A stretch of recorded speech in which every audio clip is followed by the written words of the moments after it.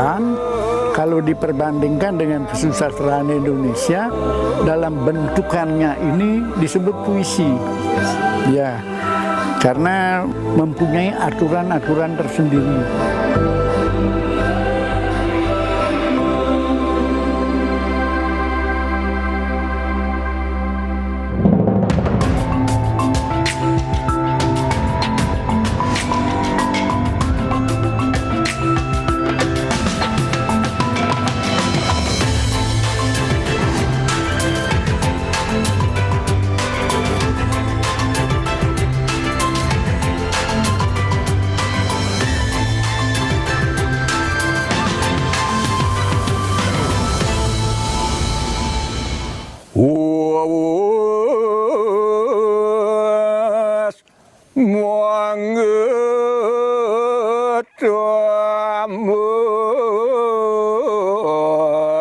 Surapati inggih aturang didiang sane mangkin sampun ke pagah pekayunan ide Betarindra.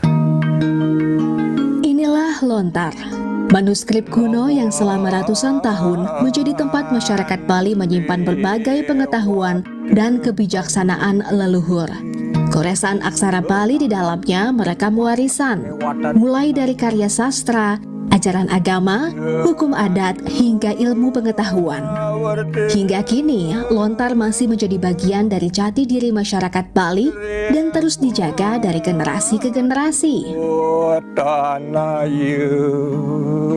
Waning sampun miar sayang, antuk ide sang Arjuna Margiang tapa berada. Kabupaten Karangasem, Bali dikenal sebagai salah satu pusat pelestarian dan penulisan naskah lontar. Upaya pelestarian ini pun terlihat dari kehadiran Museum Pustaka Lontar di Desa Adat Dukuh, Penaban. Saya pun berkesempatan untuk bertemu langsung dengan seorang maestro penulis sekaligus kurator lontar di museum ini. Bersamanya, saya diajak mengenal beragam jenis lontar beserta pengetahuan dan nilai-nilai yang tersimpan di dalamnya.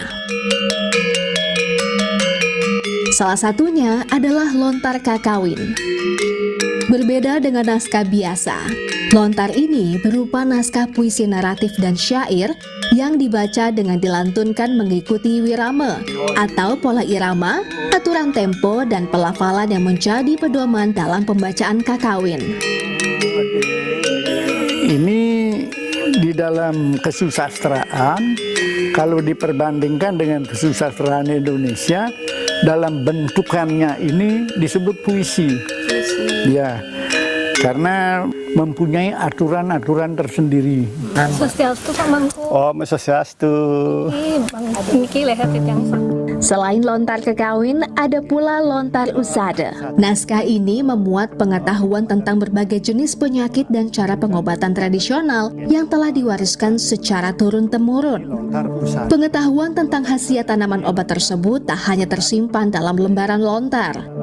Di Museum Pustaka Lontar, beragam tanaman obat yang tercatat dalam lontar usada juga ditanam dan dirawat sebagai bagian dari upaya pelestarian.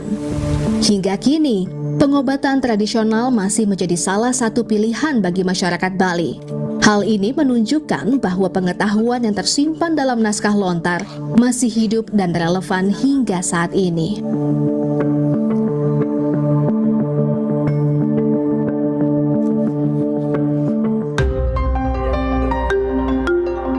Selama puluhan tahun, Gede Catra menjadi salah satu sosok yang turut menjaga dan melestarikan warisan pengetahuan lontar.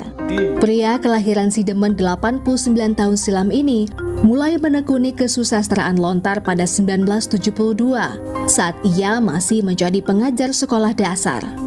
Saya kalau mengetahui tentang lontar itu dari sejak SD. Sudah pernah melihat, pernah meraba, pernah mengetahui karena ayah saya juga suka membaca lontar. Paman saya, kakaknya daripada ayah itu suka menulis lontar, jadi melihat. Lalu setelah sana kemari saya bekerja ya, karena tulisan saya di kertas, senang sekali menulis, dianjurkan supaya memulai menulis di lontar. Nah, akhirnya saya mulai tahun 72. Ya, kalau sebelum itu saya sudah menulis tetapi belum jadi.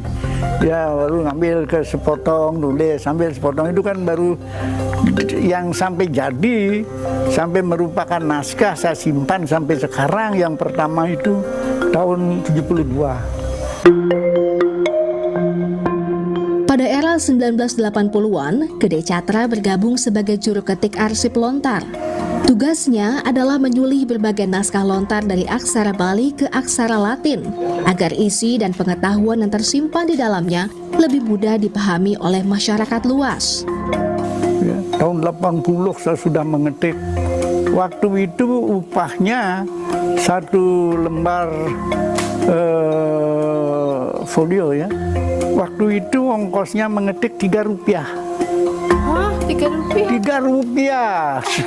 Sekarang sudah jadi 15.000. Ya, 3 rupiah. Tetapi ada keuntungan. Apa tuh? Saya menggabungkan diri sebagai tukang ketik. Saya seolah-olah sebagai mahasiswa yang dibayar. Karena sekarang kerja mengetik, kan belajar, nanti nyetor, dibayar, kan mahasiswa yang dibayar saya sebetulnya.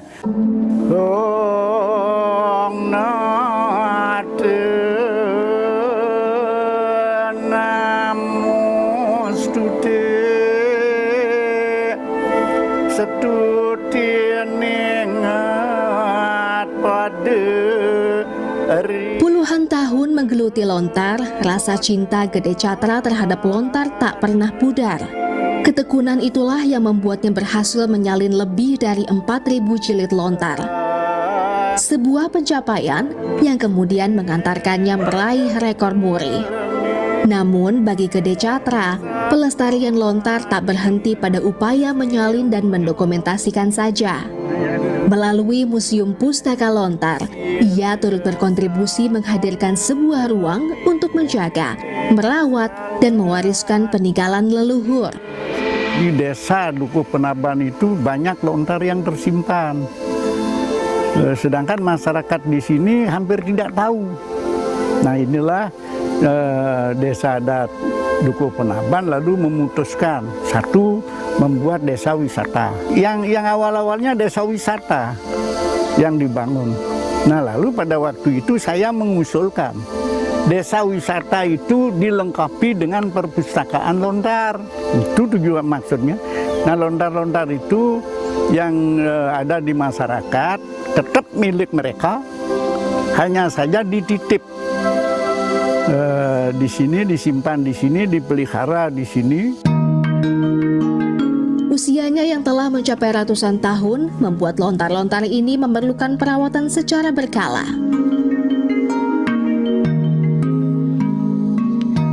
Museum Pustaka Lontar tak hanya berperan sebagai tempat penyimpanan naskah kuno. Di tempat ini, generasi muda juga diajak mengenal aksara Bali serta mempelajari tata cara menulis lontar. Upaya ini diharapkan dapat menumbuhkan minat generasi muda untuk mengenal dan melanjutkan warisan budaya. Kesempatan yang sama juga dibuka bagi para wisatawan yang ingin mengenal lebih dekat